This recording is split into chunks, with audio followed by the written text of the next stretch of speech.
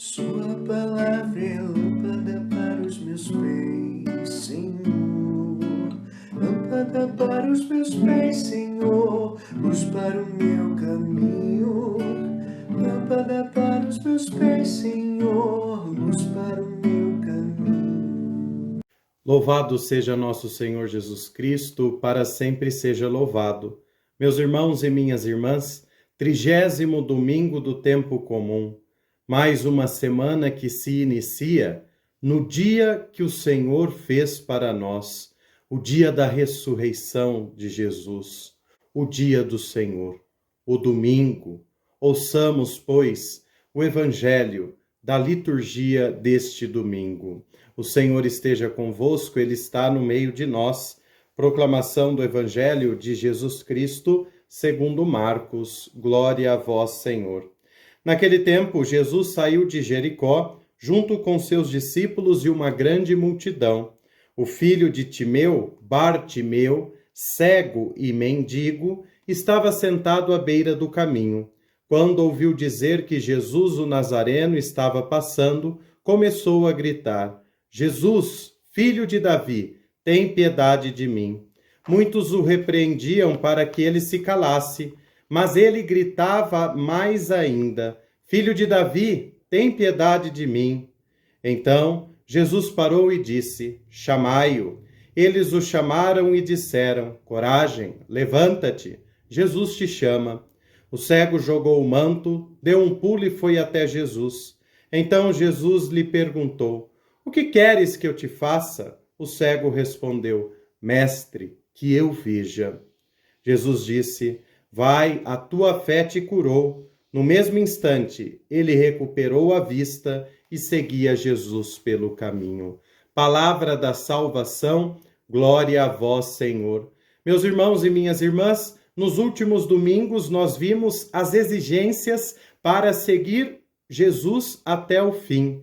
Vimos que não devemos buscar a ambição, não devemos buscar a ganância do coração e querer ocupar os primeiros lugares e querer ser os melhores.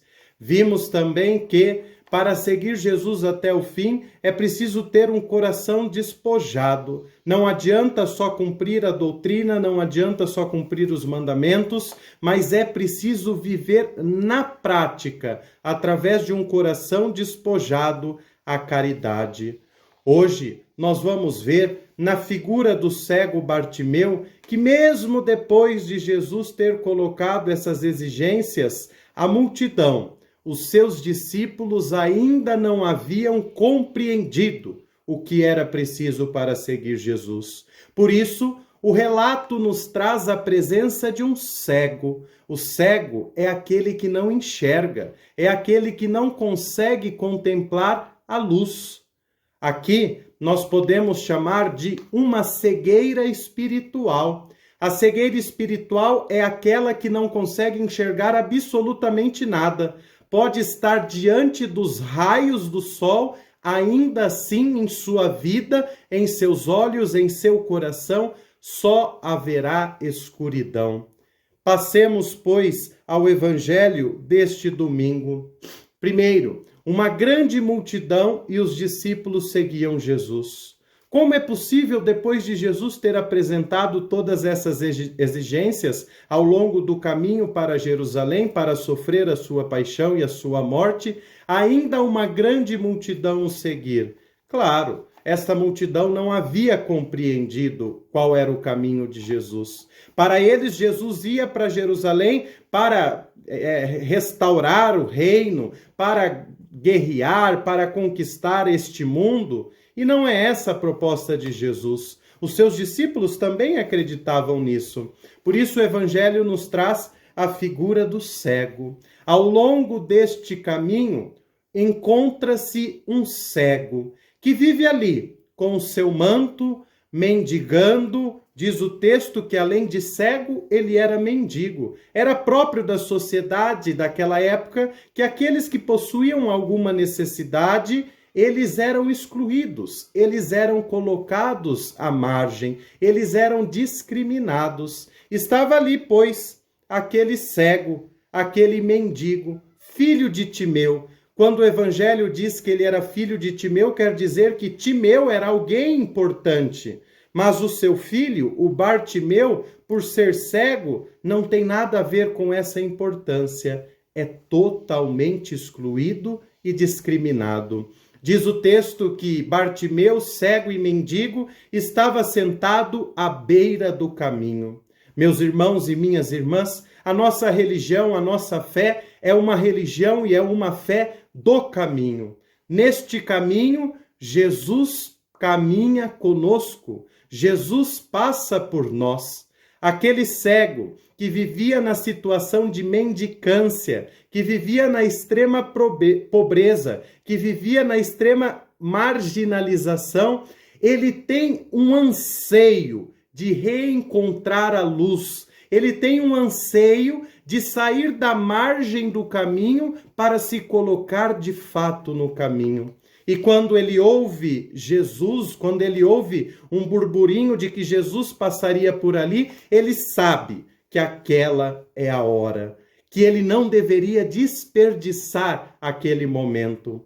Muitas vezes, meus irmãos e minhas irmãs, devemos também nós ter esta consciência de que Jesus pode passar por nossas vidas e que, de fato, ele passa por nossas vidas.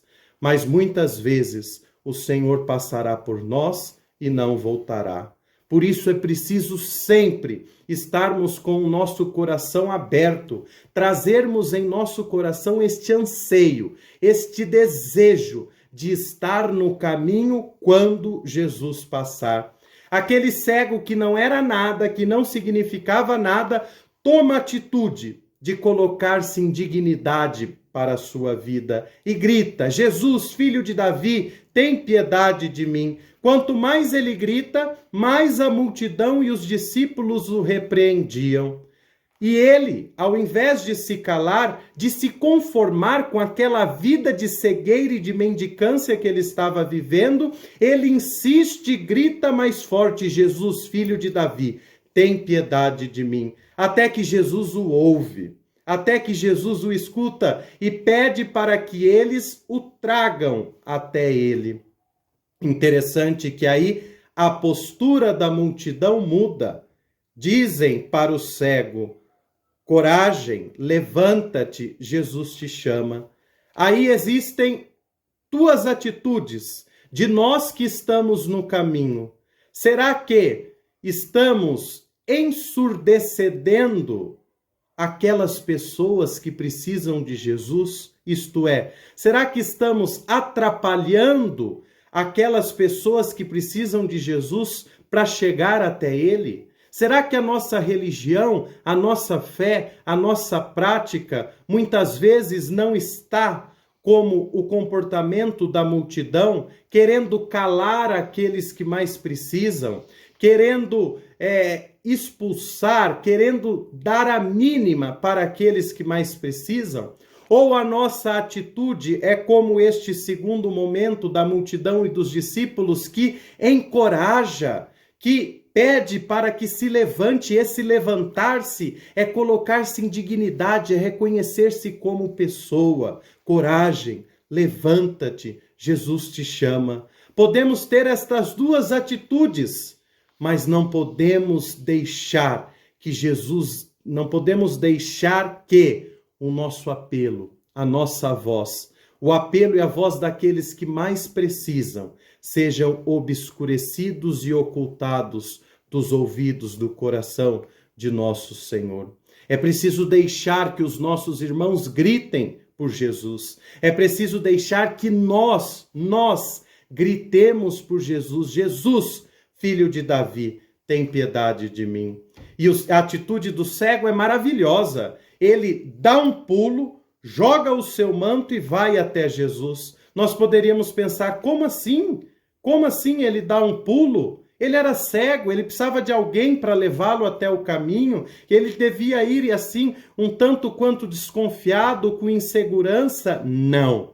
O encontro com Jesus é algo que muda, que transforma a atitude daquele cego. Agora ele não quer mais viver à margem, não quer mais viver na cegueira, na mendicância. Por isso ele deixa tudo o que ele tem Aquele manto que ele joga, que ele deixa de lado, era a segurança, era o conforto, era a sua vida. Ele deixa tudo e dá um pulo, um salto para encontrar-se com Jesus. Aquela vida que até então ele estava vivendo não faz mais sentido. Ele não quer mais viver daquele jeito. Agora ele quer viver do jeito de Jesus. Jesus que vai curar a sua cegueira. Jesus que vai restituir a sua visão. Por isso Jesus pergunta: o que queres que eu te faça? Mestre, que eu veja. E Jesus o cura, e a partir desta cura, ele se coloca no caminho, ele se coloca no segmento. Muitas vezes, meus irmãos e minhas irmãs, nós somos este cego. Muitas vezes, meus irmãos e minhas irmãs, nós carregamos o peso, o fardo de uma vida que vive na escuridão, de um coração que vive na insegurança, de um coração que vive mendigando atenção, mendigando afeto, mendigando carinho. E aí, quando nos encontramos com Jesus, e é preciso que nós nos encontremos, porque Ele passa constantemente em nossa vida. Quando nos encontramos com Jesus, nada mais disso importa. O que importa é que temos a consciência de que Ele pode curar-nos, de que Ele pode curar a nossa cegueira. Por isso peçamos ao Senhor: Mestre, que eu veja. Nas muitas difíceis situações da vida, nas preocupações, nos momentos em que não soubermos o que fazer ou como agir, rezemos ao Senhor: Mestre, que eu veja. Oremos. Deus eterno e todo-poderoso, aumentai em nós a fé, a esperança e a caridade, e dai-nos amar o que ordenais, para conseguirmos o que prometeis. Por nosso Senhor Jesus Cristo, vosso Filho, na unidade do Espírito Santo. Amém. O Senhor esteja convosco, Ele está no meio de nós. Abençoe-vos o Deus Todo-Poderoso, Pai, Filho e Espírito Santo. Amém. Sua palavra é lâmpada para os meus pés, Senhor.